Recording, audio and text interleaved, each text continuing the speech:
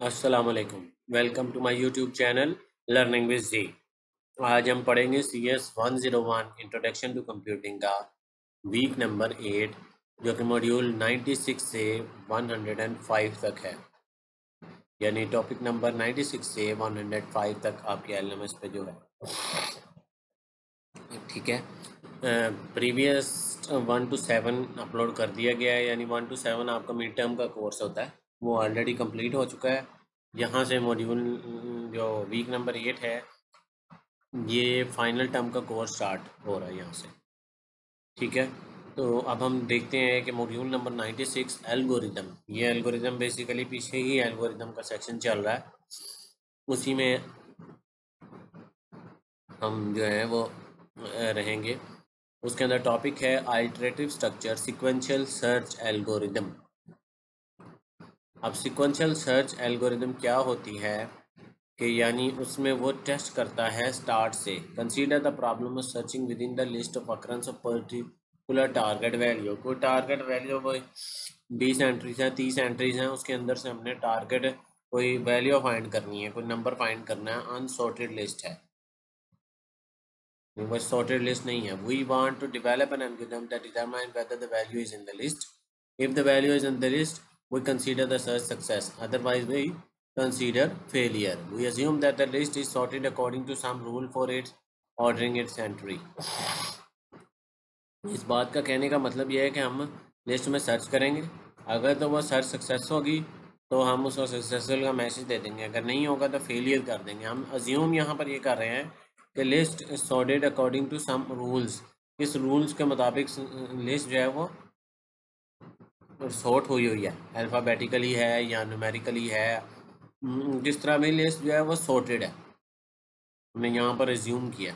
Sorted है या नहीं है वो अकॉर्डिंग टू रूल कह रहा है, सम रूल, इस रूल के मुताबिक सॉर्टेड है। हम यहाँ पर एग्जांपल ले रहे हैं, तो एक सूडो कोड, प्रीवियस हम सूडो कोड ही लिख रहे थे। This process can be select the first entry in the list as a test entry. पहले एंट्री करेंगे, उसके ऊपर कंडीशन अप्लाई करेंगे, while the target value is greater than test entry and entry remain, select the next entry. अगर तो वो test entry है, जो एग्जैक्ट एंट्री जो हमने फाइंड करनी है, अगर वो नहीं है टारगेट वैल्यू, जो हमारी टेस्ट एंट्री जो है टारगेट वैल्यू से मैच नहीं करती, तो फिर हम नेक्स्ट एंट्री पर चले जाएंगे। अब हम इसको, ये हमने एक एल्गोरिदम लिखा है, अब हम इसका सूडो कोड लिखने लगे हैं। If target value is equal to test entry declare the search a success. जब टारगेट वैल्यू जो है और जो टेस्ट एंट्री जो हमने वैल्यू जो हम सर्च कर रहे हैं शुरू से लेके पहले इसे स्टार्ट कर रहे हैं, अगर वो मैच हो गई तो डिक्लेयर सक्सेस का मैसेज दे दो, else declare search a failure. Simple pseudo code इसका हमने ये लिखा है। अच्छा, एक और हमने उसके ऊपर एक और कंडीशन अप्लाई करने के लिए हमने ऊपर ये बात पढ़ी है, इफ़ लिस्ट इज़ एम्प्टी, अगर लिस्ट जो है वो एम्प्टी होगी यानी उसके अंदर कुछ नहीं है, तो declare a search as failure. नहीं तो फिर आगे कंडीशन का, तो ये भी एक कंडीशन हमें लगानी है। अगर वो जिस लिस्ट के ऊपर हम सर्च करने लगे वो है ही एम्प्टी, तो हम उसे क्या कहेंगे, सर्च फेलियर होगा।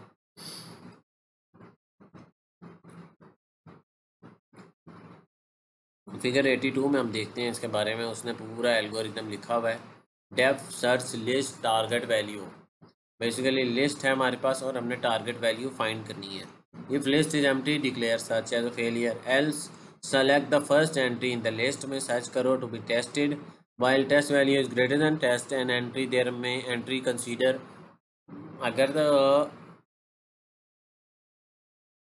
टारगेट वैल्यू बड़ी है टेस्ट एंट्री से जो हमारी है, मैच नहीं किया, there entries to be consider, next entry जो है हम सेलेक्ट द नेक्स्ट एंट्री जो है हम लिस्ट में कंसीडर करेंगे। If the target value is equal to test होगी तो वो सक्सेस मैसेज दे देगा, अदरवाइज फेलियर। यही बात है, ये पूरा उसका सूडो कोड है, ये पेपर में पूछा जाता है पूरा 5 नंबर के सवाल में, तो इसको आप याद कर लें कि कैसे ये सूडो कोड लिखा हुआ है। इनके वर्ड्स लाजमी, कीवर्ड यानी लाजमी याद करें।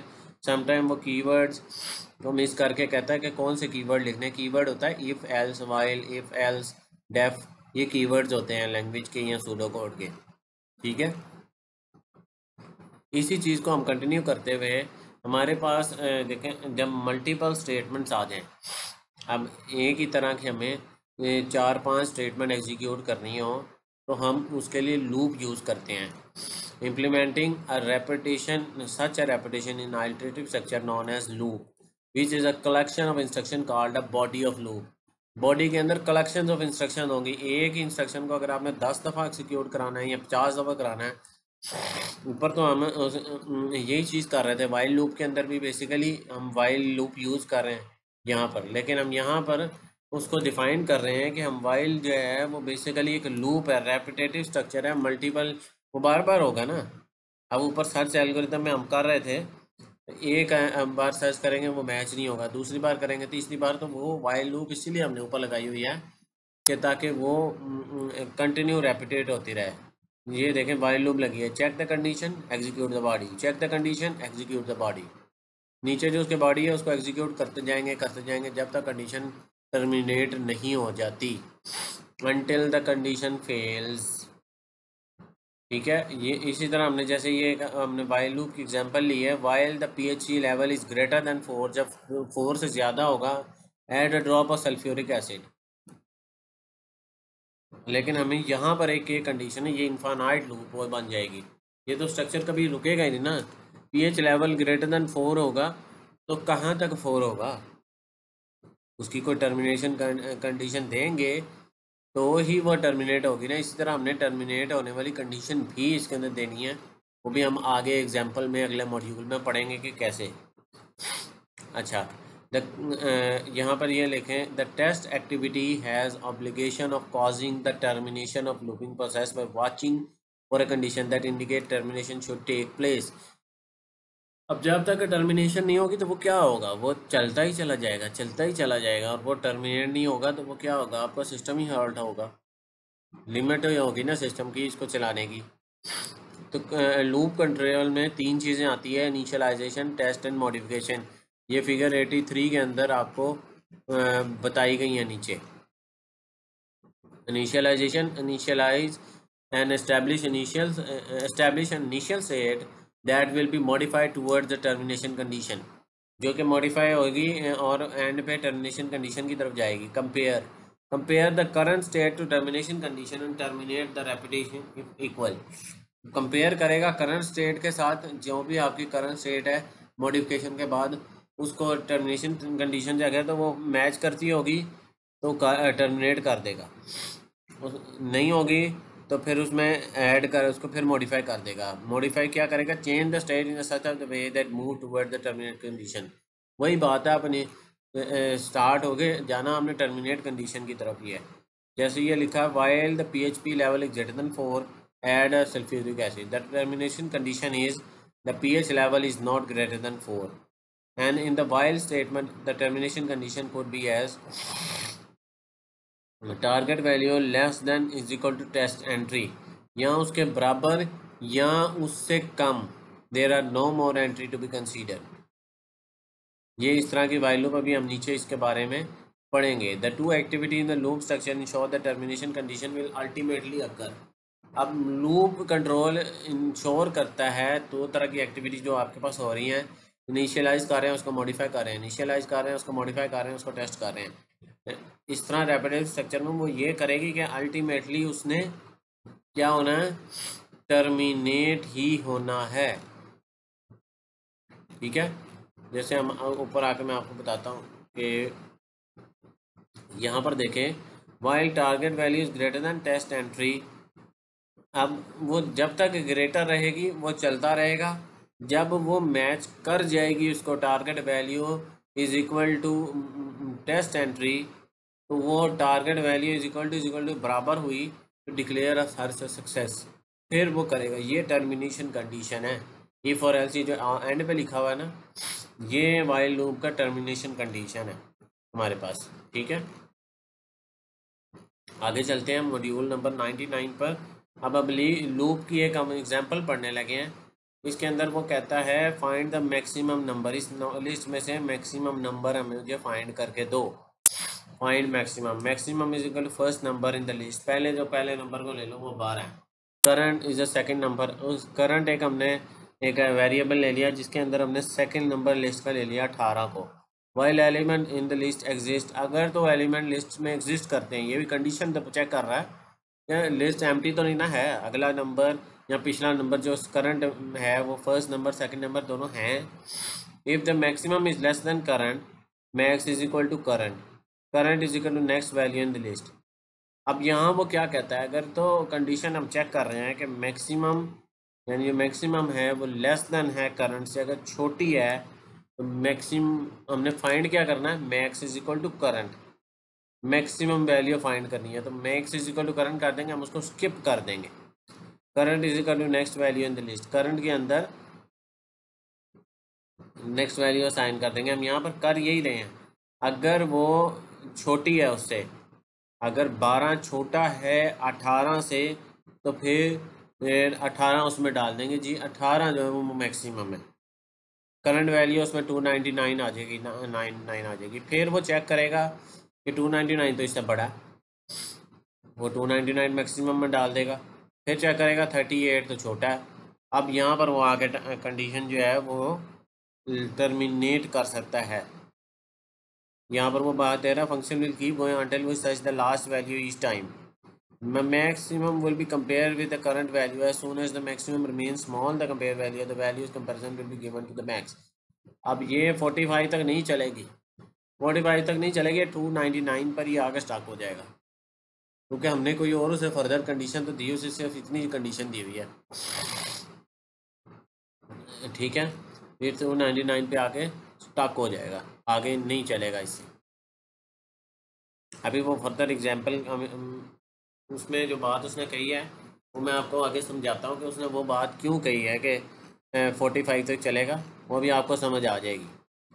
Let's write a pseudo code to find the factorial, हम फाइंड करने लगे हैं। सबसे पहले हमने define find factorial, F is equal to 1 कर लिया, फिक्टोरियल 1 कर लिया, आई की वैल्यू 1 कर ली है। कंडीशन है one I less than is equal to N, I जो है वो छोटा या बराबर होगा एन के, अगर वो ऐसा होगा तो F is to F into I, F को मल्टीप्लाई कर देना आई के साथ और आई को एक इंक्रीमेंट कर देना। अब हम फॉर एग्जांपल हम कंडीशन यहाँ पर ले रहे हैं कि एन जो है वो 5 है, ठीक है, एन को जब तक 5 यानी ये I is equal less than is equal to 5 तक जाएगा, 5 तक रहेगा तो ये चलेगी। जो ही ये 6 होगा आई वो टर्मिनेट करेगा। आइए अब देखते हैं कि पहली आल्ट्रेशन में क्या है। पहली आल्ट्रेशन तो एज इट इज़ हम वैसे ही एग्जीक्यूट करेंगे तो एफ़ की वैल्यू हो जाएगी 1 और आई की वैल्यू इंक्रीमेंट होगी 2। सेकंड कंडीशन के अंदर हम आते हैं, हम क्योंकि आई की वैल्यू 2 हो गई तो वो एफ़ के साथ मल्टीप्लाई हुआ तो वो 2 हो गया और आई की वैल्यू 3 हो गई, इंक्रीमेंट हो गया, क्योंकि वो एन 5 है तो आई अभी भी कम है उससे। आई अब हम 4 हो गया, एफ इज इक्वल टू 6 हो गया, तो अल्ट्रेशन होती जा रही है, वो फैक्टोरियल फाइंड होता जा रहा है। फोर्थ अल्ट्रेशन के बाद F is equal to F into I हुआ तो एफ 24 हो गया और आई एफ 5 हो गया, अभी वो बराबर हुआ है। नेक्स्ट अल्ट्रेशन के अंदर एफ इज इक्वल टू 125 का फिक्टोरियल क्या होता है 120, तो फिक्टोरियल फाइंड हो चुका है, आई वैल्यू हुई, it will terminate the loop. अब इसमें और उसमें क्या फ़र्क है लूप एग्जीक्यूशन स्ट्रक्चर के अंदर, वो क्यों कहता था यहाँ पर 45 हो, क्योंकि वहाँ पर इसने कोई यहाँ पर हमें कोई कंडीशन नहीं दी, कोई हम वैल्यू नहीं कर रहे, हम प्रोसेस नहीं कर रहे। जब हम प्रोसेस करेंगे जो मैंने आपको समझाया करेंगे तो वो ऑटोमेटिकली वहाँ आकर लूप जो है वो टर्मिनेट हो जाएगी। अगर हमने इसकी अल्ट्रेशन की वैल्यू इतनी दी हुई है कि 0 1 2 3 4 5 6 7 8 9 तक हमने वैल्यू दी है कि वो सारे तक सर्च करके फिर लिखे तो फिर वो सर्च करेगा। अदरवाइज जब तक हम उसे कंडीशन नहीं देंगे कि टर्मिनेशन कंडीशन क्या है, वो सिर्फ उसको चेक करके वो वहाँ पर 299 वैल्यू दे देगा, आगे नहीं चलेगा। ठीक है, ये रीज़न है। आइए हम आगे चलते हैं।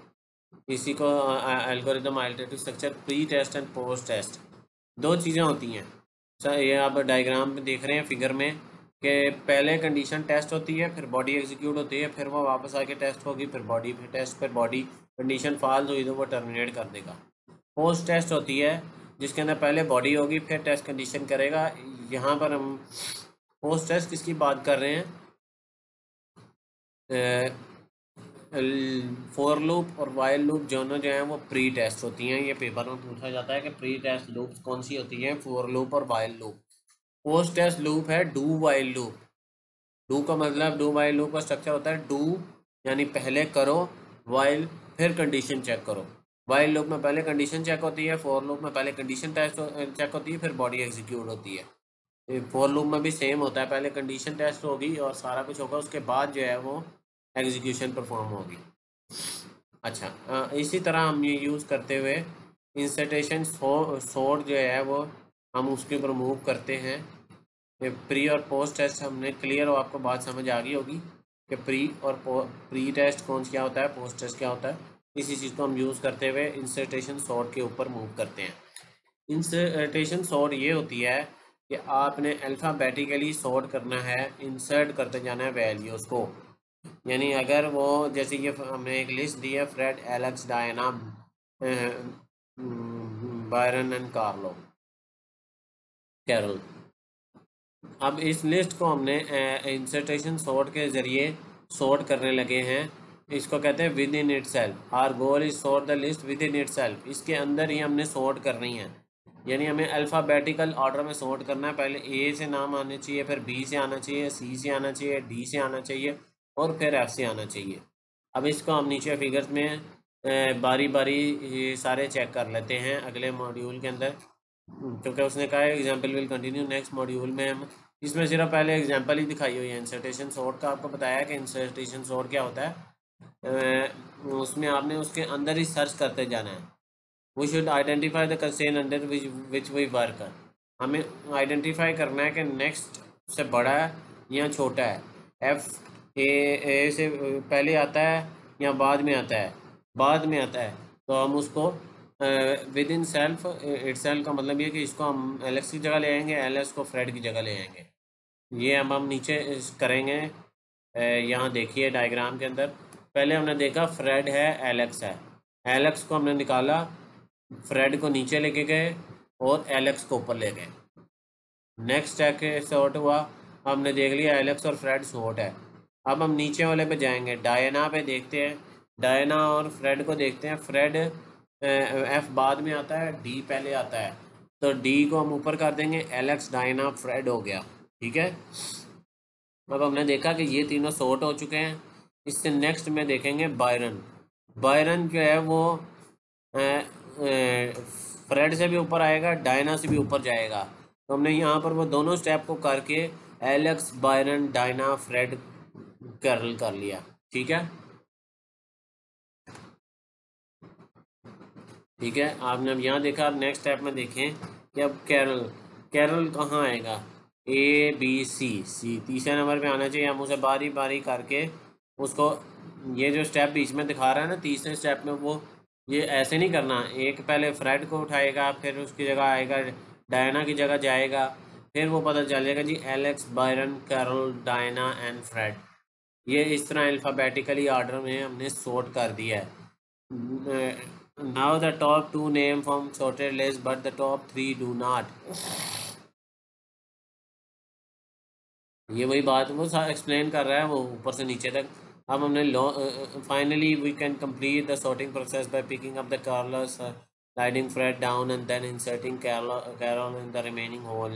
See the fourth row 85 में वो फोर्थ रो की बात कर रहा है कि हम वही चीज़ जो है वो सॉर्ट कर ली। वही बात मैंने आपको पूरी ऊपर से नीचे तक समझाई है। वो इंसर्टेशन सॉर्ट जो है वो सॉर्ट ऐसे करता जाएगा जब तक वो अल्फ़ाबेटिकल ऑर्डर या न्यूमेरिकल ऑर्डर में चीज़ सॉर्ट नहीं हो जाएगी। अच्छा, इसके बाद बाइनरी स्ट्रक्चर है। बाइनरी, ये सारी बात मैं आपको समझाता हूँ। पहले मैं आपको इसकी डायग्राम दिखा देता हूँ कि ओरिजिनल लिस्ट है Alex, Bob, Carol, David and फलां ओलिवर पे ख़त्म हो रही है। ठीक है, ओरिजिनल लिस्ट ये है। इसमें बाइनरी सर्च में होता है कि जो मिडल एलिमेंट होता है उसको पकड़ लिया जाता है सबसे पहले, उस वहाँ से लिस्ट को सब डिवाइड कर दिया जाता है कि मिडल से पहले और मिडल के बाद। ये बेसिकली सर्च एल्गोरिदम है। यहाँ पर हम सॉर्टिंग से ज़्यादा सर्च की तरफ मूव कर रहे हैं कि हमने ये अज्यूम किया है कि ये लिस्ट ऑलरेडी अल्फ़ाबेटिकल ऑर्डर में सॉर्टेड है, और ये आप देख रहे होंगे कि सॉर्टेड ही है, ABCDEFGHIJ इस तरह हो तक जा रहा है।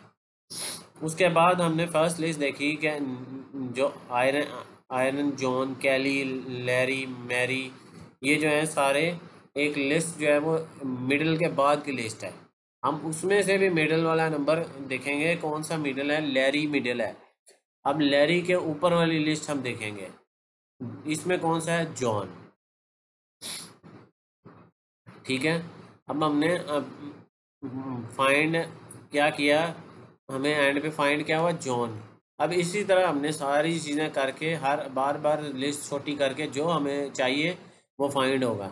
इससे हम बेसिकली इसी चीज़ को जो है हम एल्गोरिदम के अंदर करते हैं, if list is empty report कर दे, else test the entry, the middle entry in the list, middle entry पकड़ ले। if the target value is equal to test entry, report that the search succeeded। अगर तो target value test entry यानी जो middle अगर है, अगर वो मिडल ही हमने फाइंड करनी है, वही वैल्यू है, तो हम सक्सीड कर देंगे। नहीं होगा तो ये सर्च वाला फंक्शन आएगा, the portion of list preceding test entry for the target value and report the search of that. फिर दोबारा हम यही करेंगे, उसको मिडल करेंगे, तोड़ेंगे, फिर तोड़ेंगे, फिर तोड़ेंगे। अगर वो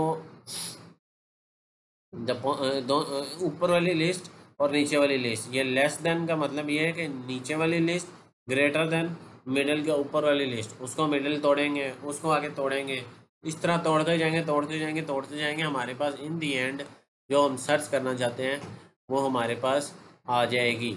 ये फिगर 88 में यही एल्गोरिदम लिखा हुआ है, और ये बेसिकली रिकर्सिव है, रिकर्सिव कंट्रोल इसको कहा जाता है। इस टेक्निक को रिकर्शन कहा जाता है। पेपर में पूछ ली जाती है कि बाइनरी सर्च एल्गोरिदम जो है वो क्या टेक्निक है, तो वो रिकर्शन है। उसमें हम रिकर्शन अप्लाई कर रहे होते हैं। इसके अंदर दो तरह के ऑफन केसेस पूछे जाते हैं कि किस तरह के केसेस होते हैं, एक बेस केस होता है और एक जी जनरेटिव केस होता है। A recursive function is designed to test for the termination condition। Termination condition जो है इसमें बेस केस और यहाँ उसको जी जनरेट केस कहा जाता है, before requesting further actions. If the termination condition is not met, the routing create another activation of function and assign a task of several revised problem that is closer to termination condition than the assigned to the current activation। जब तक वो आपका termination condition पूरी नहीं होगी, वो नीचे और ऊपर दोनों तरफ लिस्ट बनाता जाएगा, क्रिएट करता जाएगा और उनको तोड़ता जाएगा और तोड़ता जाएगा और तोड़ता जाएगा, जब तक आपके पास जो है टारगेट वैल्यू नहीं आ जाती। ठीक है, ये रिकर्शन होती है आपकी, रिकर्शन कंट्रोल ये चीज़ होती है। ठीक है, ये आपकी रिकर्शन होती है। इसके बाद हम चलते हैं मॉड्यूल 106 पर। मॉड्यूल 108 तक है वीक 8।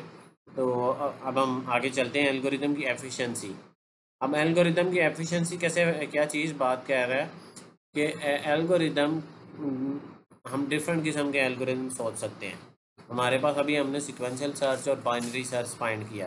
सिक्वेंशियल सर्च ये होता है कि हमने एक एक नंबर को फाइंड करते जाना है, स्टार्टिंग से लेके एंड तक हमने बारी बारी सबको चेक करते जाना है, और उससे हम इन दी एंड बताएंगे कि सारे नंबर को गुजर के कौन सा नंबर जो है वो आपने सर्च किया था।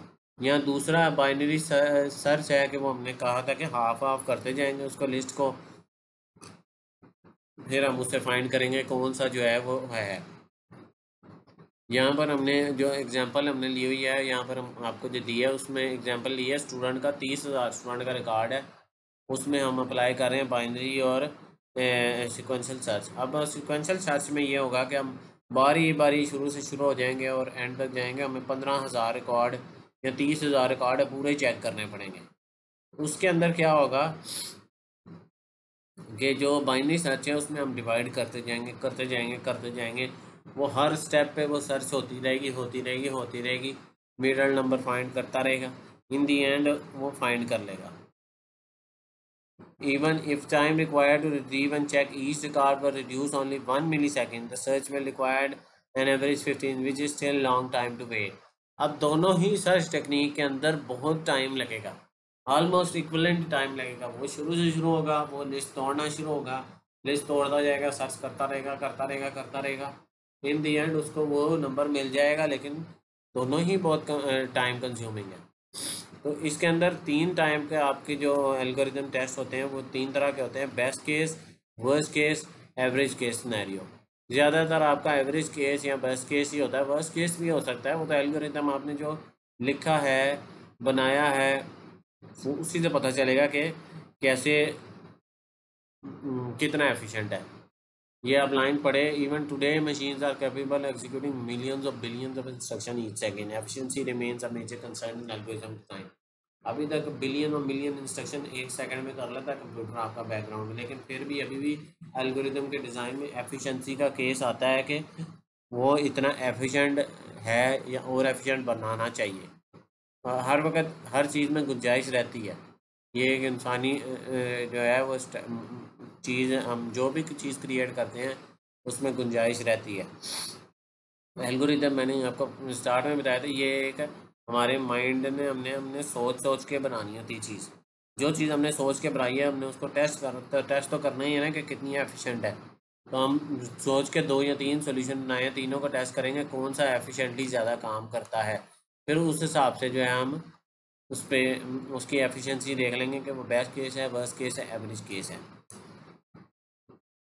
अब यहाँ पर ये लाइन आप पढ़ लें, when applied to list with n entries पे हम अप्लाई करेंगे। Sequential search algorithm will integrate an average of n raise to power 2 entries n divide by 2 entries, whereas the binary search will integrate at log 2n entries in the worst case scenario के अंदर।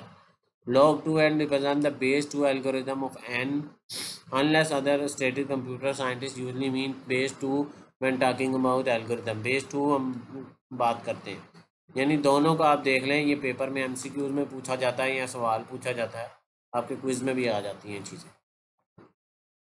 अच्छा आगे चलते हैं। आगे हमारा शुरू हो रहा है एल्गोरिदम सॉफ्टवेयर वेरिफिकेशन। सॉफ्टवेयर को अब जो हमने, ऐसी बात है, जो एल्गोरिदम लिखेंगे वो सॉफ्टवेयर का ही एल्गोरिदम होगा। किसी सॉफ्टवेयर को ही बनाने लगे हैं ना हम, तो अब वो जब हमने एक एल्गोरिदम लिख लिया, उसका प्रोग्राम लिख लिया, अब उसको सॉफ्टवेयर वेरिफिकेशन करने लगे हैं कि अब जो हमने सॉफ्टवेयर लिखा है वो है वेरीफाई कि नहीं। अब यहाँ पर एक हमने एग्जांपल ले लिया, a traveller with a gold chain of 7 links must stay in isolated hostel for 7 night. Her hotel में वो 7 लिंक्स हैं उसके पास चेन के, ठीक है।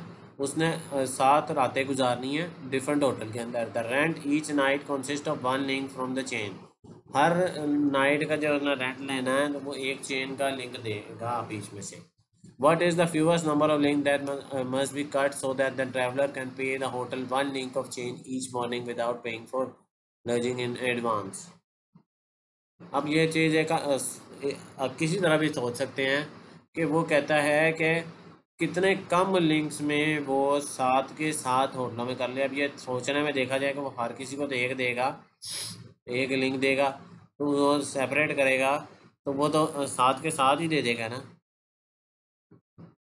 अब जो वो यहाँ पर एक सिनेरियो सोच रहा है, वो कहता है कि पहले मॉर्निंग में होटल को वो लिंक दे देगा, एक लिंक, और वो दे दिया।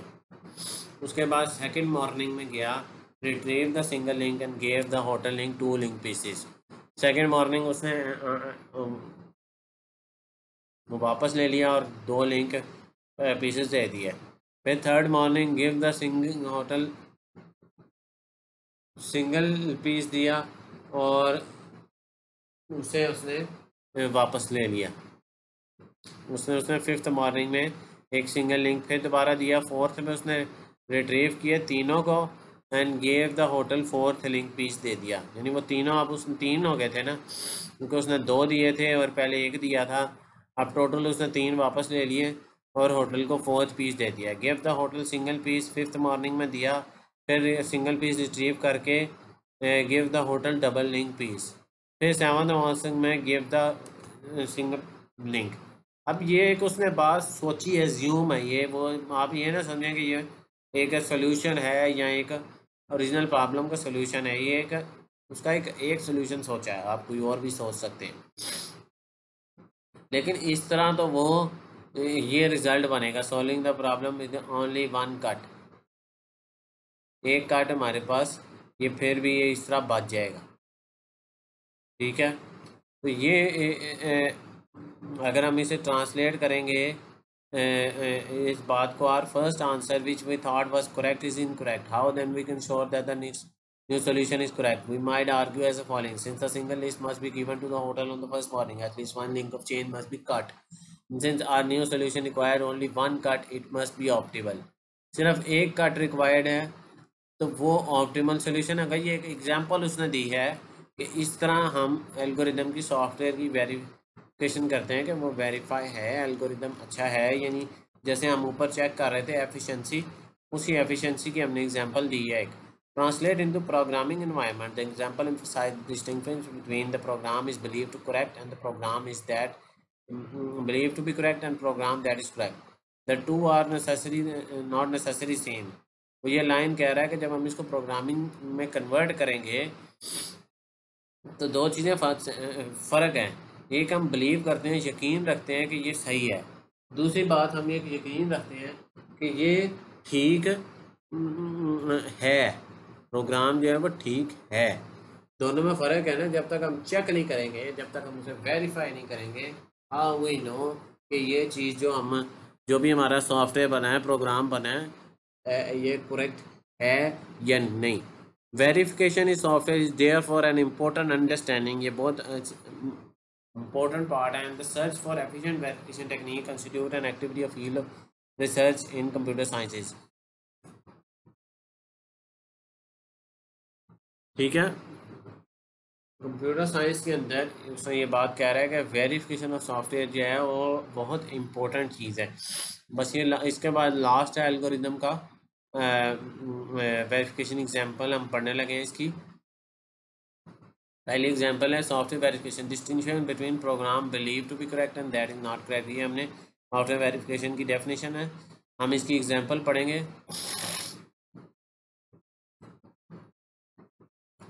ठीक है, ये इतनी सी बात है। ये इसके बाद एक वीक नंबर 9 यहाँ से स्टार्ट हो रहा है, तो हम ये सिर्फ एग्जांपल देखेंगे। Fatal threat 25 x-ray radiation in 1986, a man in Texas receive between 16,000 से 25,000 radiation in less than 10 second over our area of about 1 centimeter. He passed away 5 months later. The root cause of incident was SW failure. आपका software ही fail हो गया, तो radiation जो है वो इतनी नहीं आनी थी, तो सॉफ्टवेयर ने जितनी वो दे उससे ज़्यादा एक्सीड कर गया, तो सॉफ्टवेयर आपका फेल हुआ, तो उस वजह से वो बंदा ही मर गया था। ठीक है, दूसरी है इन 2008 के अंदर doctor and staff were unable to access the patient file in UK. That was a technical issue of software, not a security issue. Hospital and GP surgeon were affected. अब वो इस एग्जांपल के अंदर ये कह रहा है कि वो स्टाफ की फ़ाइल जो है वो ही नहीं खोल सकी, सॉरी जो पेशेंट था उसकी फ़ाइल ही वो स्टाफ जो है खोल नहीं सका डॉक्टर। जब उसकी फ़ाइल ही नहीं खोलेगी, पता ही नहीं चलेगा इसको क्या मसले थे, क्या प्रीवियस हिस्ट्री थी इसकी जो उसने बताई, तो वो उसका इलाज कैसे करते, वो तो मैन्युअली करेंगे ना, जब उसकी सॉफ्टवेयर की फ़ाइल ही नहीं खोलते जिसमें सारा रिकॉर्ड था। तो वो ये सिक्योरिटी इशू नहीं था, ये टेक्निकल इशू था, उसके एल्गोरिदम में सॉफ्टवेयर में मसला होगा तब वो उनको ये इशू फेस हुआ कि वो जो है वो पेशेंट का रिकॉर्ड नहीं खुला, और जैसे हमने ऊपर पढ़ा कि वो बंदा ही जो है वो उसकी डेथ हो गई। अच्छा, ये यहाँ पर हमारा एल्गोरिदम का सेक्शन कंप्लीट हो गया। उम्मीद है कि आपको समझ आई होगी कि हम एल्गोरिदम जो है वो क्यों बनाते हैं, कैसे बनाते हैं, उसका सूडो कोड कैसे लिखते हैं, और एल्गोरिदम को हम एफिशिएंट क्यों बनाते हैं। हम एफिशिएंट इसलिए बनाते हैं ताकि उसके ऊपर बेस करके हमने उस सॉफ्टवेयर को बनाना होता है। अगर वो एफिशिएंट नहीं होगा, जो सॉफ्टवेयर बनेगा वो भी एफिशिएंट नहीं बनेगा, उसके अंदर भी मसले होंगे, प्रॉब्लम होगी वो, और वो जो है नतीजा ये होगा कि जो भी सॉफ्टवेयर जिस भी एप्लीकेशन यूज़ होना है उसके अंदर वो प्रॉब्लम आएगी, और इन दी एंड आप जो सॉफ्टवेयर है उससे हम नुकसान उठाएंगे फ़ायदे के बजाय। सॉफ्टवेयर तो बेसिकली ये हम यूज़ इसलिए करते हैं कंप्यूटर के हमें फ़ायदा हो, अगर उससे फ़ायदे के बजाय नुकसान हो रहा है तो उसका कोई फ़ायदा नहीं।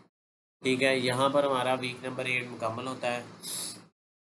अगर कोई बात समझ ना आई हो, कुछ चीज़ पूछनी हो, तो आप मेरे से कमेंट करके पूछ सकते हैं, या मेरा व्हाट्सएप नंबर डिस्क्रिप्शन में लिखा होता है, आप मुझे व्हाट्सएप करके पूछ सकते हैं। उम्मीद है आपको समझ आई होगी। मेरे चैनल को लाइक करें, सब्सक्राइब करें, शेयर करें ज़्यादा से ज़्यादा स्टूडेंट के साथ यूनिवर्सिटी के, ताकि वो फ़ायदा उठा सकें। मिलते हैं अगली वीडियो में, तब तक के लिए अल्लाह हाफिज़, अस्सलाम वालेकुम।